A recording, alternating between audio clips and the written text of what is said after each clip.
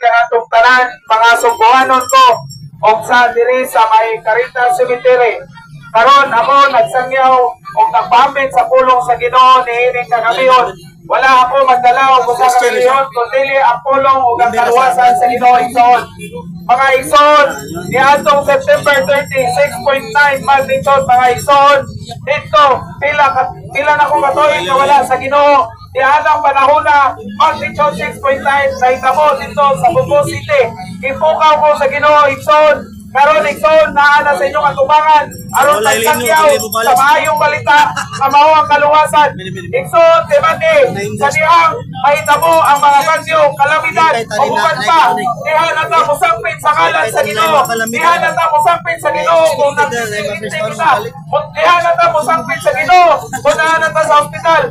Kung nindot na atong kinabuhi, ayahay o hipso, diha bumalik na sa atong mga kalibutanong butang. Igsoon tibati ang kaluwasan na kanato mga igsoon. Tibati igsoon si Jesucristo nagpakamatay sa krus ug tungod og alang kanato. Gusto sa Dios nga kitang tanan maluwas. Igsoon tibati ang akong kinabuhi sa una layo kaayo sa Ginoo. Karon saan ako sa dilan sa Ginoo mga igsoon. Igsoon niingon ang mga katigulangan ayaw pagbasa sa pulong sa Ginoo kay Biblia kay makabuang. Igsoon tibati unsay giingon sa pinadaya kuno Tris ulahan ang mubasa wa mo ingon mabuang ang mubasa. Pila na ko katuig 7 years na akong pagbasa sa pulong sa Ginoo hangtod karon wala ko mabuang igsoon. Kay ngano igsoon ang pagbasa sa pulong sa Ginoo igsoon diri ka makabatulong kaluwasan. Ang kumpaw ang kaluoy sa Ginoo igsoon ana nato igsoon manang kusod giingon sa John 3:16. For God so loved the world that He gave His only begotten Son, that whosoever believe on Him should not perish but have everlasting life.